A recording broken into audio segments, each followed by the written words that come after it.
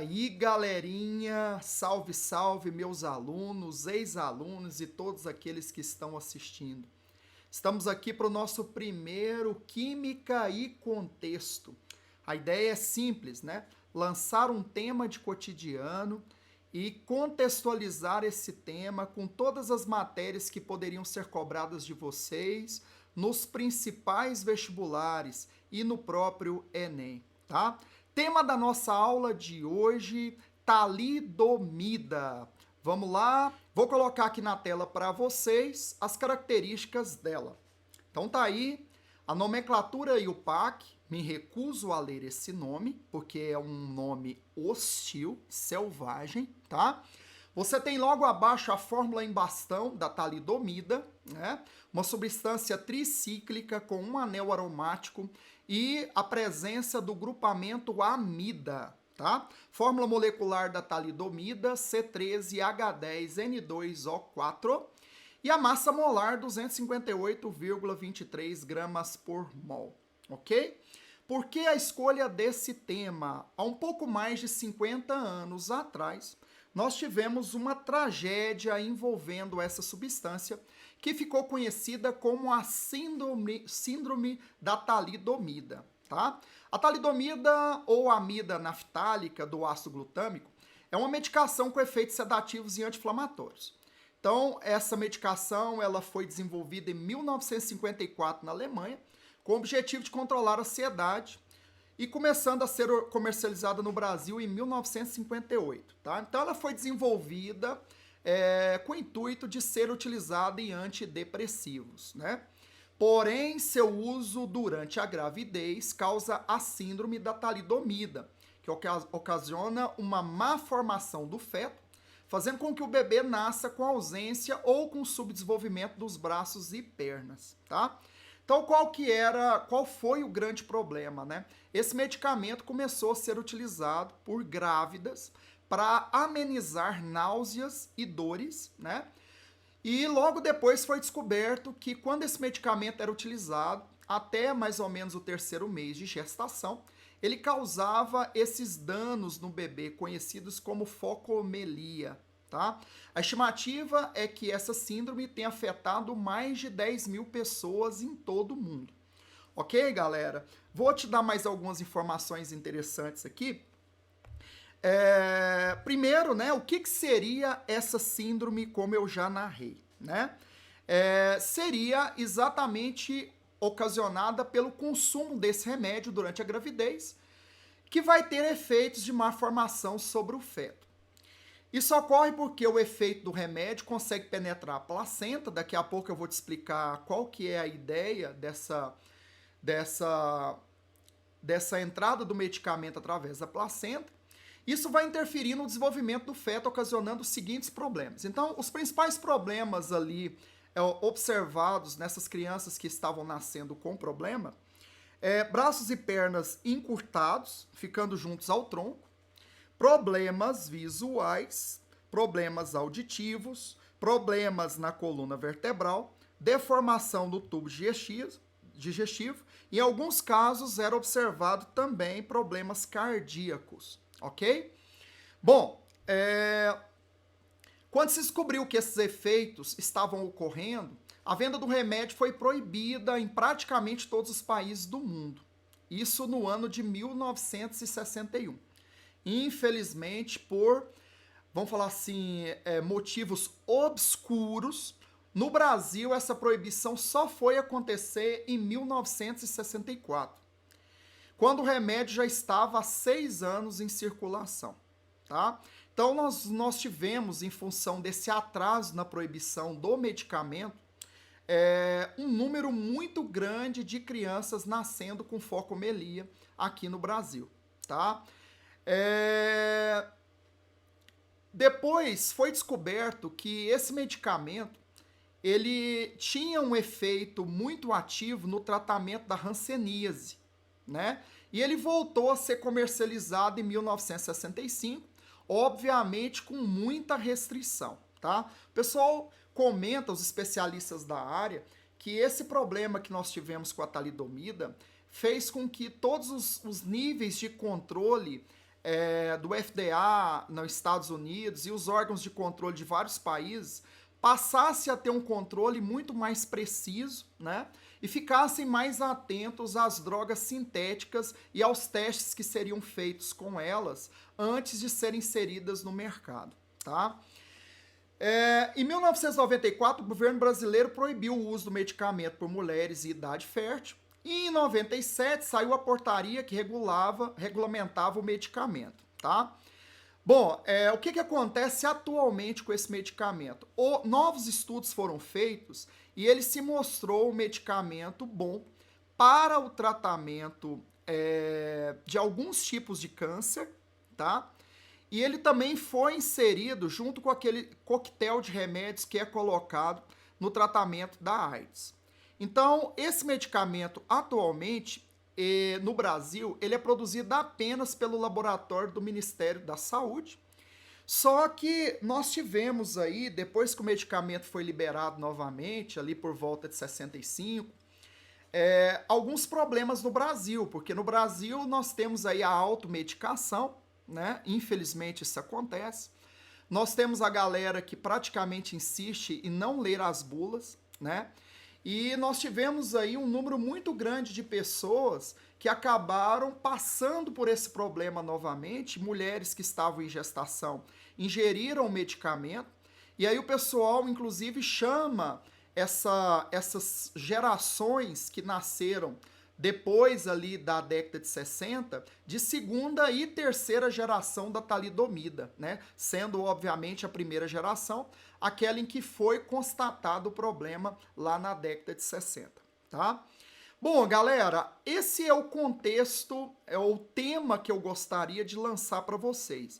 E aí surge aquela pergunta que surge muito nas minhas aulas, né? Que tem a ver isso, professor, com a minha vida? Nada, gente, mas é aí que entra o nosso vídeo, tá? Nosso objetivo hoje é lançar esse contexto para vocês e a gente conseguir, dentro das matérias que a gente estuda aqui no ensino médio, usar isso como contexto para cobrar alguns assuntos, tá? Nessa tela eu queria que você observasse aqui algumas fotos que mostram algumas imperfeições geradas por esse medicamento, né? Aí tem um recortezinho da Folha de São Paulo, publicado em 1965, ok? E até hoje a gente consegue ainda visualizar na rua algumas pessoas que apresentam esse defeito fenotípico, né? Pessoas que têm o tronco todo desenvolvido, né? E os membros superiores ou inferiores com mau desenvolvimento, ok? Bom, galera, vamos tentar levar isso para a nossa vida, né? Primeiramente, gostaria de colocar aqui embaixo para você a fórmula estrutural da talidomida para a gente fazer uma análise, né? O que é que você percebe observando essa fórmula estrutural? Vamos lá? Primeiramente, observe que nesse carbono que está aí o asterisco, você tem um carbono quiral. O que é o carbono quiral mesmo, gente? Aquele carbono que tem hibridização sp3, né? Ou seja, ele é um carbono que vai fazer 4 ligações simples e tem seus 4 ligantes diferentes. O que o carbono quiral, centro quiral ou carbono assimétrico tem a ver? Que esse carbono, ele garante para essa molécula a famosa assimetria, né? E o fato dessa molécula ter assimetria faz com que ela seja uma molécula opticamente ativa. Então ela vai manifestar a famosa isomeria óptica, tá? Então vamos lá, qual assunto será cobrado dentro desse contexto, tá? Então o assunto que nós vamos, né, observar aqui é o assunto isomeria. Qual isomeria? Isomeria óptica. Sempre lembrando que a isomeria óptica é um dos tipos da isomeria espacial, também conhecida como estereoisomeria, tá? Mais um videozinho que eu gostaria que você assistisse com as estruturas da talidomida sendo colocadas frente ao espelho. Vamos lá? Bom, o que você observa? Você vai observar que a estrutura assimétrica, que é a figura e a imagem, elas são imagens não superponíveis, formando aí um casal de enantiômeros ou antípodas ópticas. Você lembra? Um casal de enantiômeros são aqueles que desviam o mesmo ângulo, só que em sentidos opostos, onde nós teremos o isômero destrógeno, levógeno, tá? Que pode ser, de acordo com a nomenclatura RS, representado lá pelo R e S. O R que vem de rectus, né? Direita, o sentido horário, e o S que vem de sinister, né? Que seria a esquerda e o sentido anti-horário. Bom, galerinha, e aí vem a parte bacana para a gente finalizar. Quais assuntos devem ser estudados, né? Para eu ter, contemplando aqui, esse tema que foi lançado na aula de hoje e todas as perguntas que poderiam ser feitas de acordo com a talidomida e a síndrome que aconteceu há mais de 50 anos atrás.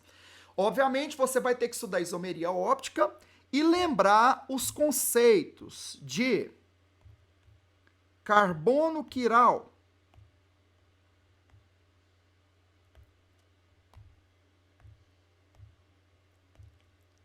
enantiômeros. Os sinônimos para enantiômeros, né? Enantiômeros, antípodas ópticas, enanciômeros, tá? Ou enantiomorfos.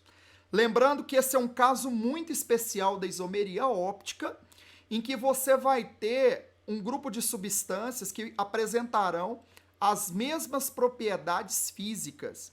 E aí, fechando a contextualização, o que os cientistas descobriram ao fazer toda aquela análise em cima da tragédia com a talidomida? Que o isômero destrógeno, também conhecido como R, ele era o isômero ativo que fazia os efeitos do medicamento, amenizando dores, náuseas, diminuindo a ansiedade. E o isômero L, né, também conhecido como isômero S, era aquele que estava causando o dano, que conseguia transpor a membrana, né, ali e fazer uma alteração biológica. Então, gente, o que acontece? Nós vamos ter substâncias que são diferentes, manifestam mesmas propriedades físicas, mas que terão comportamento biológico diferente. Por isso, lá atrás, no texto, ele menciona a possibilidade daquele princípio atravessar a membrana ali no momento gestacional. Tá? Então tá aí. Gostaria que você lembrasse o que é o carbono quiral, o que são enantiômeros e, obviamente, o que seria uma mistura racêmica. Sempre lembrando que essa mistura racêmica é quando você introduz, né, uma mistura equimolar do destrógeno e do levógeno, fazendo com que a mistura fique opticamente inativa e não desvie a luz polarizada.